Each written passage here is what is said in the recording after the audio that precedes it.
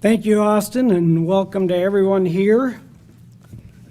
Hope everyone's doing well. You know, our pastor Ryan Hall mentioned that he thought I was a bad driver, but truth is I was trying to back over him, but he kept moving. No, I wouldn't do that. I am going to give one of my 3 sermons today. Now, some people say there's one sermon, that a preacher has one sermon, or some say 2, and some say 3. I'm going to opt for 3, gives me a little bit more leeway. But you'll see in a minute why I say that. As most of you know, or some of you know, I shouldn't say most of you, a lot of you don't know probably, but I am a wannabe or would-be deer hunter. And that's why I'm saying one of my 3 sermons, because I'm going to have to look up some synonyms and some new scriptures and give it a new title and give it again in deer season when it's also appropriate. And by the way, the title, I'll give you the title first. It's called The Cool Wind. The Cool Wind. During October, the average temperature is about 55, a little over 55 degrees, average. Lows are lower and highs are higher, obviously, but that's about the average temperature. And that's when I like to be out there deer hunting. And the reason, excuse me, I better do something here real quick. I forgot my watch that I usually use for timing myself, and so I'm going to have to rely, what happened to it? There we go. I'll have to rely on my phone to keep me in line. But anyway, I like to be out there in those cool fall, beautiful, sunny, and bright days, sitting in my tree stand. But we had some temperatures. In fact, last night I think it got down into the low 60s. We've had some temperatures recently that reminded me of that kind of weather, the deer hunting weather. It's beautiful out there. If you've never been, you should go out in the woods, get yourself a chair, and just sit down and be real quiet. You'll see all kinds of things happening.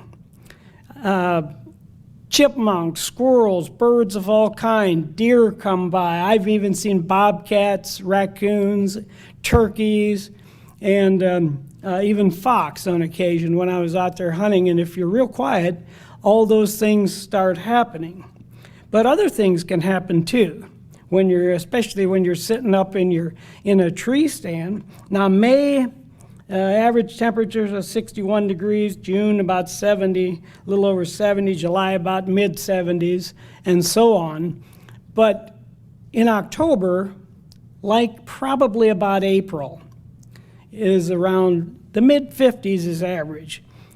Now, when you go up there, or when I walk back into the woods, the places where I hunt are like this, up and down, steep, and I joke that I'm not in any kind of shape to be exercising, and I really feel it when I go out walking in the woods. So I keep all my clothes open, try to keep as cool as I can with as little perspiration as possible, but it's really not that possible to do when you're walking a quarter mile or a half mile back to your tree stand up in steep up and down hills, and then climbing up into your tree stand about 20 feet up. So you tend to perspire and get wet, even though you have your clothes open, you don't have your hat on and all those things, which always happens to me when I go out there, and you try to avoid as much of that as you can for 2 reasons. You don't want to be wet, and the other reason is every time you start to perspire, you give off more scent, and deer are very sensitive to scent. We were sitting at our table this morning and watching the deer in our backyard grazing on poison ivy of all things, because deer, that's one of their favorite food, and it doesn't bother them. But what happens in that kind of weather, even though it's not cold, hypothermia can set in. Now, hypothermia, as probably most of you know, is when your body temperature lowers. And your body temperature, if it gets to 95 degrees or below, your core body temperature, you can be in trouble from that. And you might think, and this may be the most dangerous of all, when the weather is not all that cold. Most of the time when you go out and it's 20 degrees, you're well prepared for it. But oftentimes, when it's 60 degrees, you may not be well prepared for it. And if you were out in that temperature or exposed and unprepared, you could have hypothermia in a few hours because your body temperature would cool down to that. Unpreparedness is the biggest reason or cause of hypothermia. Now, when I go, I'm prepared, but there are always extenuating circumstances, like I say, because I perspire. So about 5 o'clock, let's say quitting time, shooting time ends at 7 o'clock, which in that range is when it ends at that time of year. About 5 o'clock, I start getting a little cool, so I start buttoning up a little bit. And a half hour later, I button up a little bit more and pull down my chin straps and try to tighten up around my head.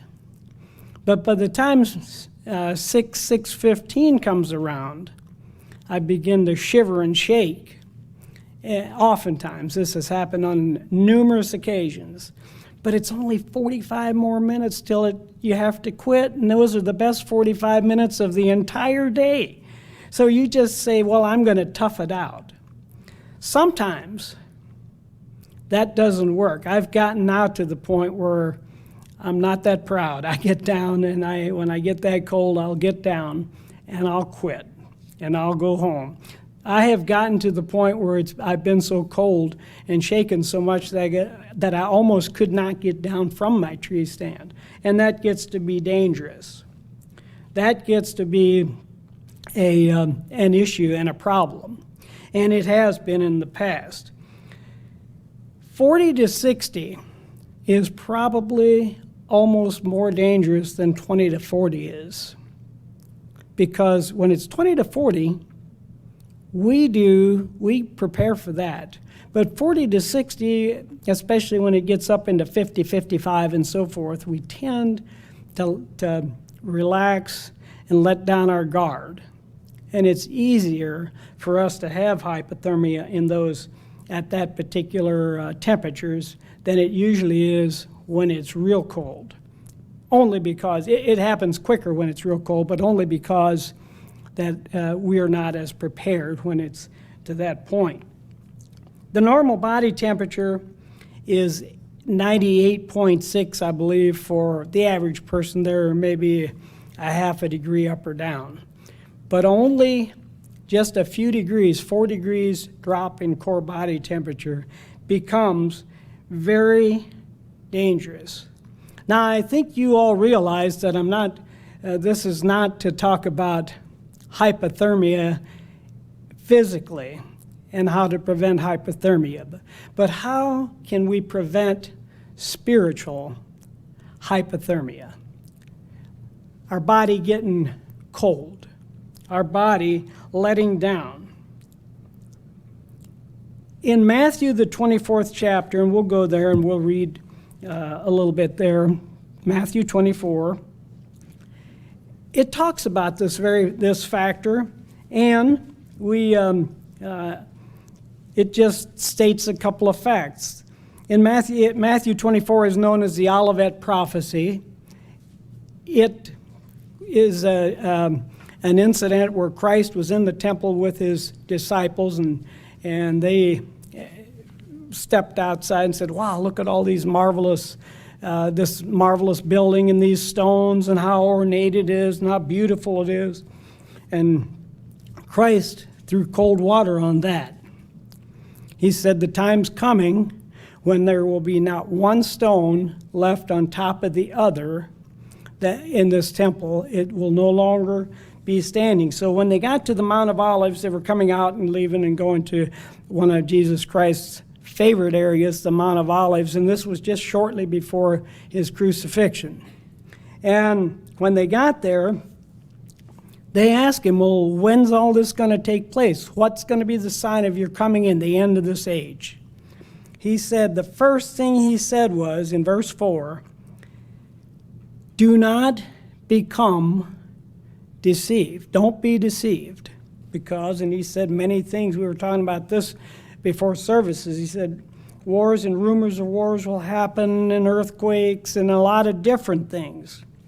But then he gets up to verse 12, and that's the verse we want to key in on today. We hear it a lot. We've heard it quite a bit in probably the last year or at any time. Verse 12, it says, because lawlessness, in other words, because wickedness or sin, iniquity is what the King James says. I'm reading from the New King James. Because lawlessness will abound, it will multiply, it will increase, it will be out of control. Because of that, the love of many will grow cold. Now, this expression, grow cold, when you look it up, it's number 5594 maybe. I should have written it down. I don't think I did. 5594, yes, that's correct. The word, when you look it up, it means to cool by blowing. To cool by blowing. I was thinking of that this morning. I was eating my grits for breakfast. For all you southern folk, grits, I like grits, but they're hot.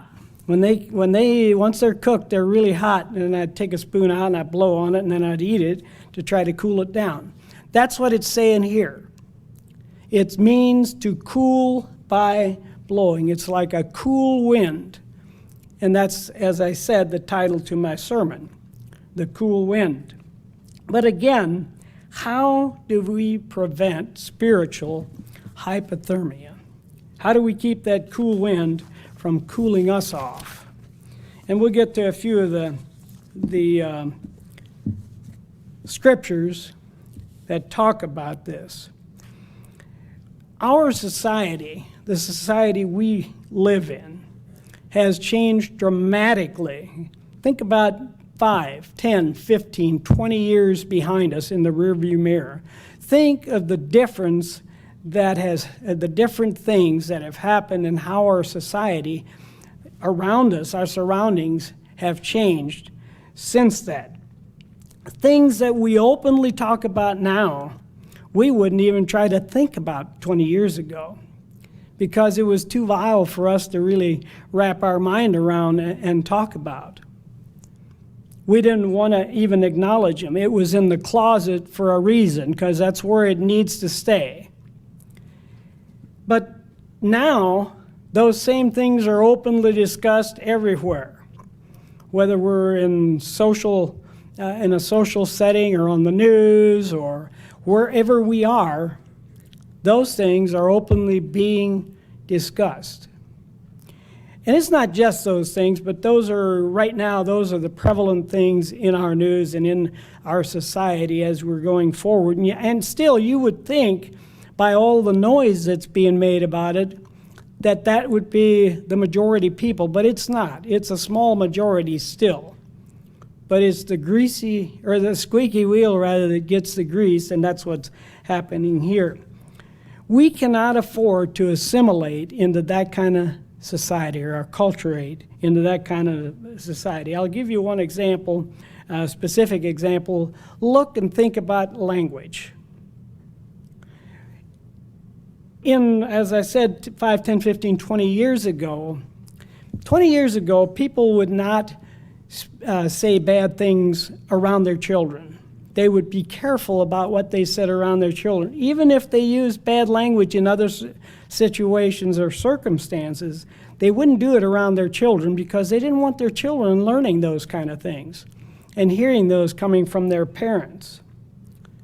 But now, I hear that kind of language in almost every setting around their children, in, as we used to say, polite company, which is mixed company, ladies and gentlemen. Now, people use it all the time as if it's just part of the language. When you watch the news, you'll see somebody talking and they'll use a bad word and they'll just let you hear enough of it to know what they're saying, but then bleep out the rest of it. Same thing in the print. They'll print things with a first and a last letter and ... in between to fill in the blank letters, but you'll know exactly what they're saying, and it's evil. It's bad. We shouldn't be doing that. We should be careful about that because there is a price to be paid for all these things. There's a price to be paid for us acclimating and us becoming part of this society. There's a price that to be paid for us to allow that cool wind to cool us off and allow us to start getting in Leviticus the 18th chapter. Leviticus the 18th chapter, and we're not going to read all of it because it talks about some things again in here, even that we really don't want to necessarily address in public almost. We'll start verse 1, Leviticus 18. The Lord spoke to Moses. We hear that these are Moses' laws and so forth. The Lord gave these things to Moses. Moses didn't smoke them out of his own pipe. He got them from the Lord. The Lord spoke to Moses, saying, "Speak to the children of Israel and say to them, I am the Lord your God. According to the doings of the land of Egypt where you dwelt, you shall not do, and according to the doings of the land of Canaan, where you're going, you shall not do. Nor shall you walk in their ordinances." In other words, don't do like they did. And then he goes on and he lists, let's just read verse 4. It says, "You shall observe my judgments and keep my ordinances to walk in them, because I am the Lord your God." Think about this in terms of ourself. Is this the Lord our God or not? It should be. He goes through a whole list of things that I said are really vile that these people did. I'll just mention one of them, and that is they passed their children through the fire. It means they sacrificed their children in the fire on the altars. They burned them. They sacrificed them. And what are we doing today? Well, there's a correlation, and you can, with very little thought, you can figure out what it is, how we sacrifice our children. Those who are the most vulnerable among us, who can't defend themselves, who can't get up and do things. And I'm talking about the unborn. But in verse 25, he says, when these things happen, the land is defiled, therefore I visit the punishment of its iniquity upon it, and the land vomits out its inhabitants. It vomits them out of the land, spews them out of his mouth. In verse 28, he repeats it. He said, don't do these things, lest the land vomit you out also when you defile it, as it vomited out the nations that were before you. The reason they were able to inherit, and come into the land of Canaan and possess it was because the people that were there were so vile, had become so vile, and God knew this, God saw this. They had become so evil that they were no longer, God was vomiting them out. They were no longer allowed to live in that land. And when we think about it, that same thing applies to any land, including our own. And as we go along, that can be a major problem for us. There'll come a time when it's no longer just looked the other way about, where it's no longer allowed, because we will be displaced if we keep it up. We know that there's another place in the Bible that it also talks about the similar thing, and that is in Revelation, the least admired church of the 7 churches in Revelation, the 3rd chapter. In verse 15, Jesus Christ says, I know your works. He's talking to the Laodiceans. Said, I know your works, that you are neither hot or cold. I could wish you were hot or cold. I wish you were one way or the other. Get off the fence. Make a decision. And go that particular way. If you're with me, stand with me. If you're not, then get off the fence, is what he was telling his church. Because he said, so then, because you're lukewarm and neither cold nor hot, I will vomit you out of my mouth. It says the same thing, because these people acclimated into their society and became lukewarm. They gave in. They gave up. Again, so how can we avoid cooling off? Well, I'd like to share a few thoughts and actions of other people that have figured out how to do that, how to remain faithful when there was chaos and evil all around them. I want to tell you the story in a minute here about one such person. Lawlessness, oftentimes, when you think about it, it's not necessarily a frontal, straight-on attack. Most of the time, it sneaks up on you. It gets you from behind.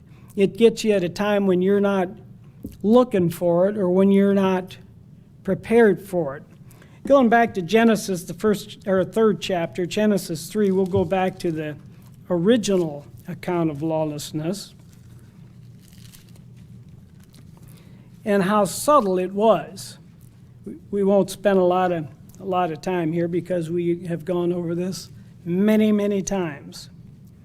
But I just wanted to point out in verse 1 of chapter 3, when after Adam and Eve had been in the garden, we don't know how long, but I'm assuming it must have been a little while, it said the serpent was more cunning. The serpent was more subtle, more devious. He was more shrewd, crafty, or he was slyer than any of the other animals that God had made. And he said to the woman, has God said that you can't eat of all the trees here in the garden? And the woman said, oh, no, he didn't say that we couldn't eat from all of them, but he did tell us that the one in the middle of the garden, that one, the pretty one over there, that one you can't eat of. That one is forbidden, because when you do, you're going to die. You're going to eventually end up dying if you do that. Well, the woman, of course, she sort of believed him. And who knows, maybe we would have too, if we had allowed ourselves to. And again, she said, you shall not eat it, nor shall you touch it. Then the serpent said to the woman, you're not going to die. What are you talking about? Look at it. Well, she looked at it, and it undoubtedly was not an apple, but if it was an apple, it was a juicy, red, delicious one that really looked good, hanging there and looked good for food. So she took a bite, and of course Adam did too, and we know all of that. But the same thing happens to us. I've had this. Why should I not be free to love who I want? Why should I not be free to do what I want to do? Shouldn't I be happy? And if this makes me happy, shouldn't I be allowed to do it? We get many of those type of situations that hit us, and we're assaulted with and bombarded with, but oftentimes it's not really a real direct frontal hit. It comes as a question or trying to make you feel like, well, yeah, I should be able to do that. That's what the serpent told her. Paul puts it pretty succinctly when he's talking about Satan in Ephesians, the 2nd chapter. We won't go there. But 1 to 3, he said that Satan is the prince of the power of the air. And in 2 Corinthians 11:14, he says that he disguises himself or transforms himself as an angel of light.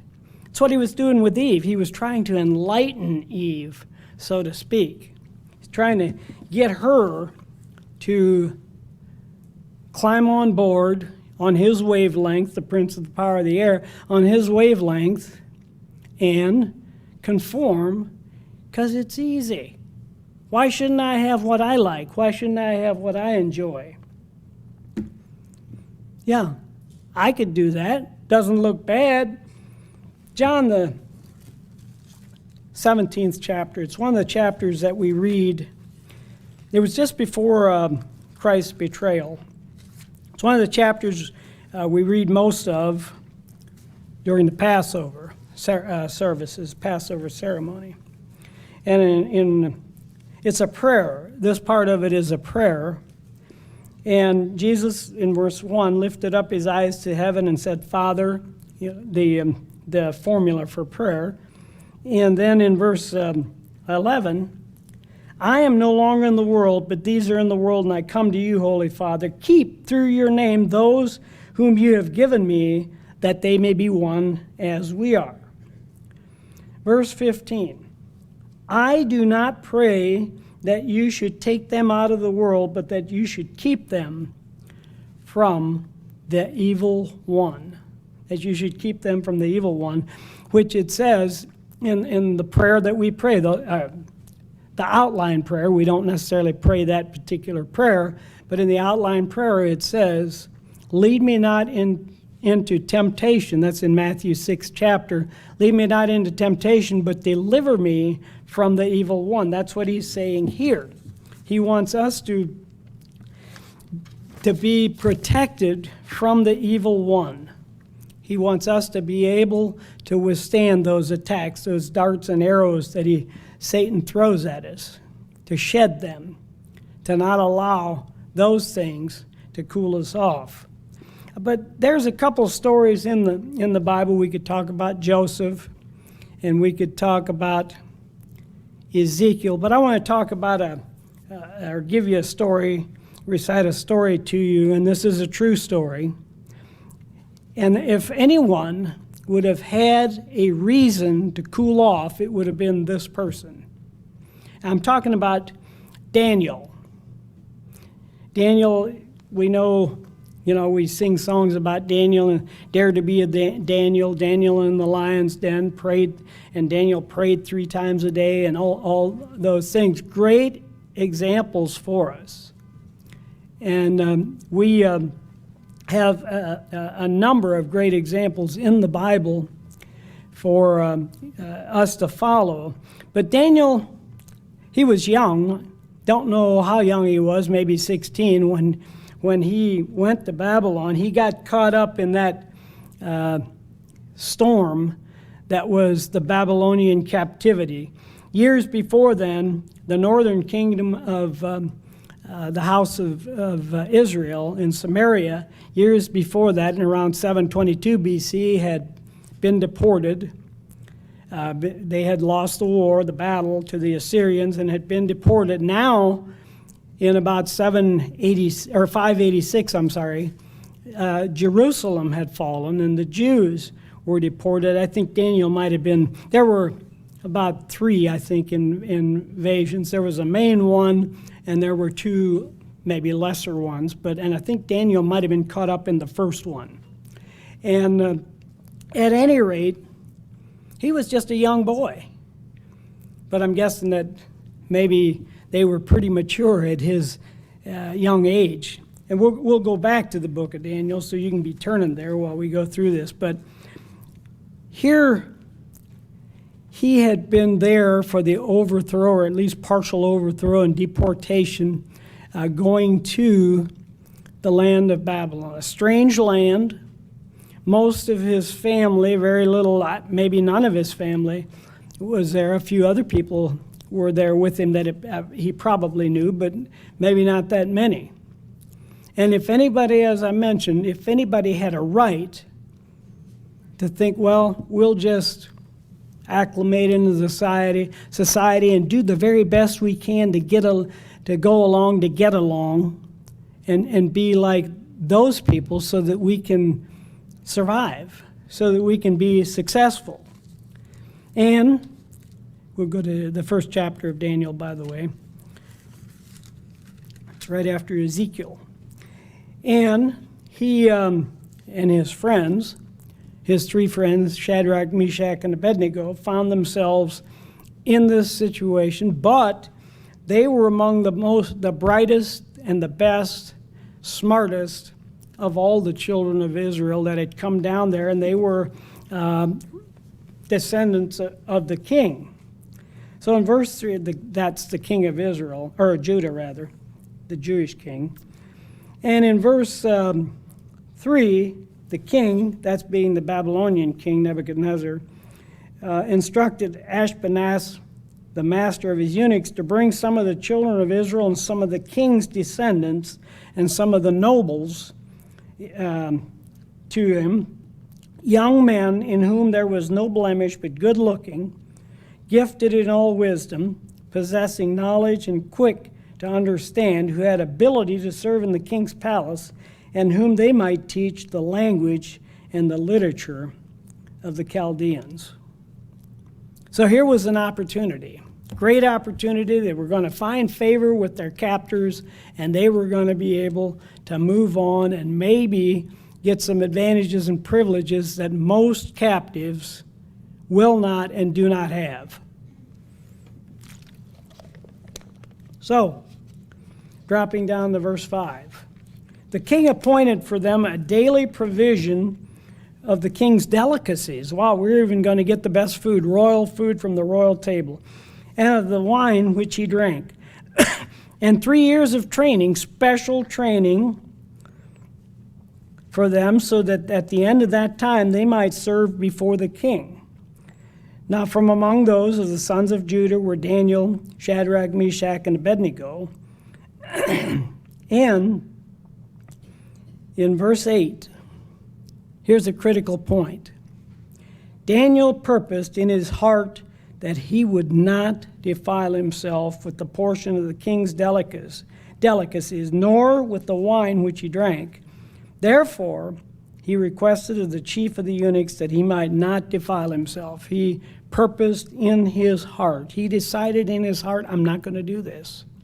I want to read you the article in the Expositor's Bible Commentary about this section.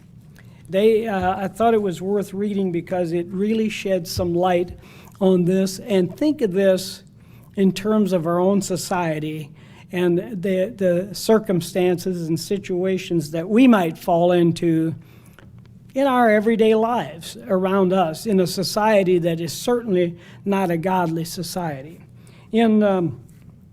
It says here, and it's a somewhat lengthy, it's not real long, but it has some really, really good points, well spoken. It says, verses 3 and 4 do not tell us how many other Jewish youth were accepted as students in the Royal Academy, beside Daniel and his 3 friends. Possibly there were several others. Only these 4, however, had the courage to observe the dietary laws of the Torah, which is the law or the books of the law, and the dietary laws being put forth in Leviticus 11 and in Deuteronomy 14, which forbade Jews to eat unclean foods. Probably most of the meats on the menu were taken from animals sacrificed to the patron gods of Babylon, Marduk, Nebo, and Ishtar, for example. And no doubt the wine from the king's table had first been part of the libation to these deities. Therefore, even those portions of food and drink not inherently unclean had been tainted by contact with pagan cultic usage. Now, I think Paul says somewhere that, don't let people look down on you for eating some of these things, but if it offends somebody, don't do it. he had sounded like he allowed for it, but don't do it if it offends somebody else. Now, here's some of the important things. At the very beginning of their career in a 3-year program among the Yahweh worshipers, the young Yahweh worshipers were faced with a clear-cut issue of obedience and faith. They were doubtless, and here this applies to us, they were doubtless subjected to intense social pressure from their classmates and teachers to do what everyone else was doing. There doubtless would have been a lot of pressure on them. Don't make it rough on us because you don't want to do this. Don't make it bad for us. They might have argued with themselves about the apparent folly of letting a ceremonial quibble destroy their chance of attaining high positions in the government. Yeah, why do I allow a little thing like this to derail me from advancing? Should they not accept the royal diet and thus avoid giving needless offense to their classmates or to the officials of the kingdom himself? Should they not do that? Worldly wisdom pointed in that direction. Or by their compliance, they would please everybody. They'd please all the others around them who maybe would have had doubts about what they should do. And they'd say, well, Daniel is doing it, so it must be okay. And they would have fit in. But they would not please God. They would have pleased everyone but God, to whom they were surrendered, body and soul. So at the start of their career, they faced squarely their priorities and determined to trust God to see them through the perils of noncompliance and possible forfeiture. Later on, we won't look at this, but we know that Shadrach, Meshach, and Abednego faced a similar circumstance of bowing down to the god or to the king, and they faced a fiery furnace for it, and what they said was, well, we don't have to think about it. We won't bow. We have one God, we have one Lord, and that's who we bow down to. And our God can save us, but if he doesn't, that's okay. We're still going to do the right thing. So anyway, they trusted in God to see them through the perils of noncompliance and possible forfeiture of all that they had gained. By their early refusal to disobey God, they prepared themselves for future greatness as true witnesses for the one true God in the midst of a degenerate pagan culture. They had an opportunity to advance. They had an opportunity to be part of the infrastructure of the government, but they refused to compromise their values and their way and God's way. They refused to compromise that for that opportunity because they knew that the other part was more important. It was more important that they comply with God than that they comply with man. There's another person that also got caught up in this same storm, and his name is Ezra. And I always liked Ezra for a couple of things it says in the book of Ezra. Ezra is right after 2 Chronicles and before Nehemiah. And we're going to go to the 7th chapter of Ezra and to pick up the story there. In verse 1 through 4, we can read that. We won't read it, only to say that Ezra was in the direct lineage of Aaron the priest. He was a priest himself, Ezra was. But he also got caught up in that same Babylonian exile when Jerusalem was overthrown. And he, like Daniel, he could have said, "It's fine. I'll just do what I want to do. Who really cares? I don't necessarily need to preach anymore, because what can I do? After all, I'm a captive. I'm a prisoner of war. I'm here, and I just need to fit in, need to do the best I can to fit in. But that, like Daniel, was not the case with Ezra. Ezra, in verse 6, he said, "This Ezra came up from Babylon, and he was a skilled scribe in the law of Moses, which the Lord God of Israel had given." He was asking, he went to the king, and it says here that the king granted him all his wishes, or his requests. He wanted to go back to Jerusalem as a teacher of the law, to preach the law and train those who had gone back to rebuild Jerusalem. He wanted to go back there and help with that effort. And it said that the king, after he requested it, all his requests according to the hand of the Lord his God upon him. But you might wonder, how did he become a trained expert in the law? He was a skilled scribe in the law of Moses. Well, he did something that made him that way. It didn't just happen by osmosis, or it didn't just happen automatically. It didn't just happen because he wanted it to happen. Verse 10 outlines why this actually took place. It outlines how this happened. It said Ezra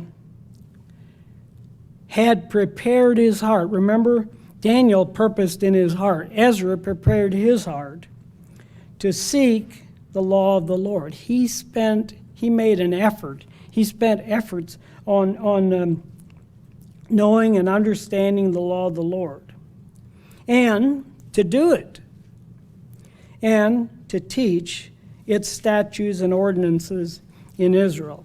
For Ezra, the law of the Lord was not just an intellectual exercise for him to have, so he was smarter than anybody else, or so that he could be a priest. And for him, it was something to guide his life by, to do it. He purposed in his heart, or he, as it says here, prepared his heart to do these things, to do the law of the Lord, to put it to use, to practice it.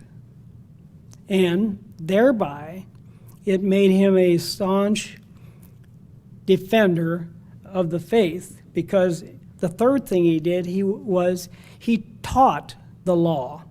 He taught the law of the Lord so that so others could also understand how to use God's law, what it meant, and what it was for, and that it would bless them in all circumstances, whether they were captives or whether they were free in a land as we are today. One interesting thing, I always found this sort of interesting too, in the next chapter, chapter 8, and 21 and 20 to 23, they were getting ready to travel up from wherever they were located there in Babylon, and they were getting ready to take this journey. He said, "I proclaimed a fast," this is Ezra speaking, "there at the river Ahava, that we might humble ourselves before our God, to seek from him the right way for us and our little ones and all our possessions." And their possessions were important because they had a lot of treasures from the storehouse that Nebuchadnezzar had confiscated when he overran Jerusalem in the past. For he said in verse 22, this was the interesting part, "I was ashamed to request of the king an escort of soldiers and horsemen to help us against the enemy on the road, because we had spoken to the king, saying, the hand of our God is upon all those for good who seek him. But his power and his wrath are against all those who forsake him." So they had taken the safety net out from underneath themselves and had committed themselves. This is how it's going to be. This is how God works. He will take care of everybody who trusts him, who puts their faith in him. So it says, verse 23, we fasted and entreated our God for this, and he answered our prayer. Then in verse 31, we'll just read that yet.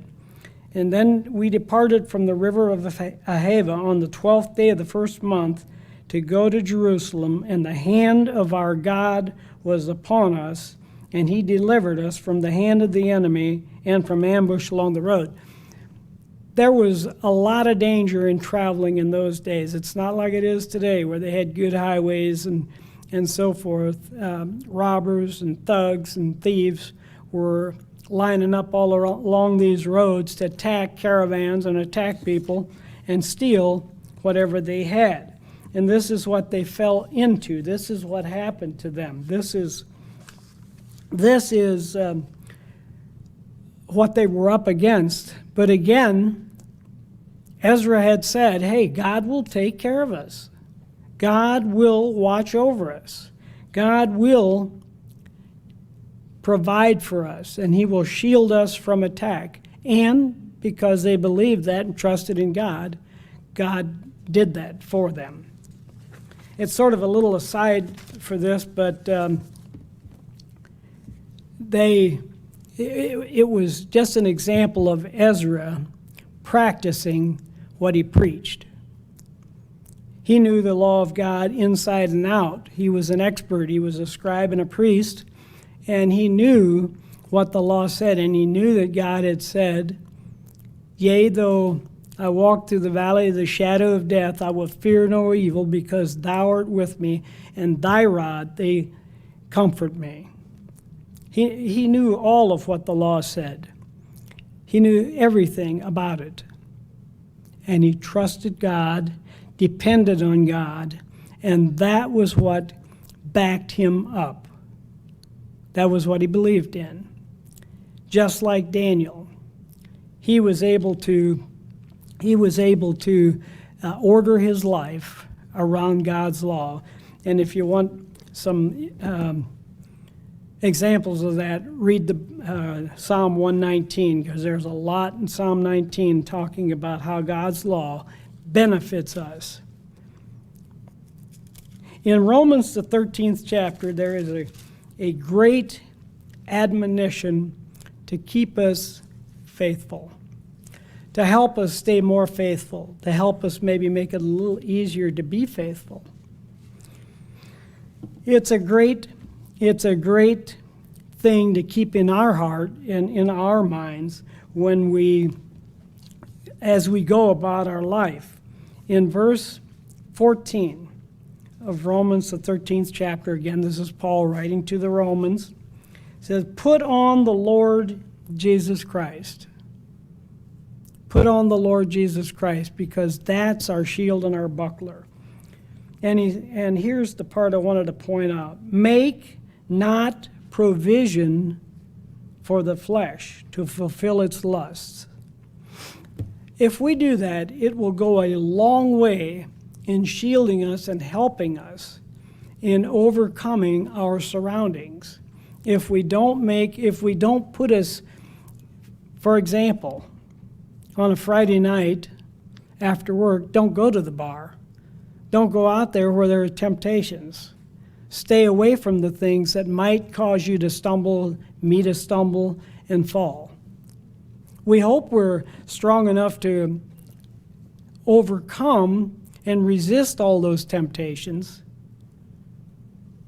But if we put ourselves in harm's way, we are in danger of becoming harmed.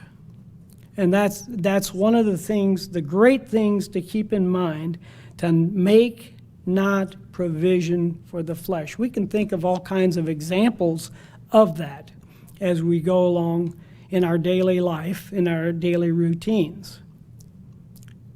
I think about it. I think about this verse quite a bit when I'm out there on the road or doing things or whatever. I try to keep this in mind so that I don't fall for the temptations that could be in my path if I make provision for the flesh. like everybody, I fail sometimes. But for the most part, it helps me to stay on the straight and narrow path. It helped Daniel.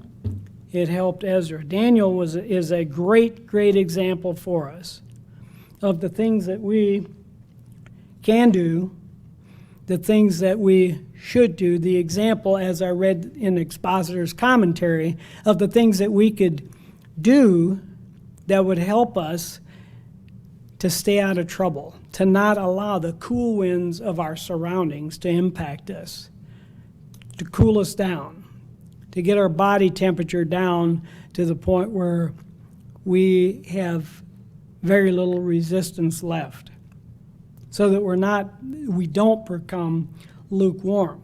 That's what we want to avoid. We want to avoid that kind of hypothermia spiritually that will impact us, so that God, like he did, or like he said with the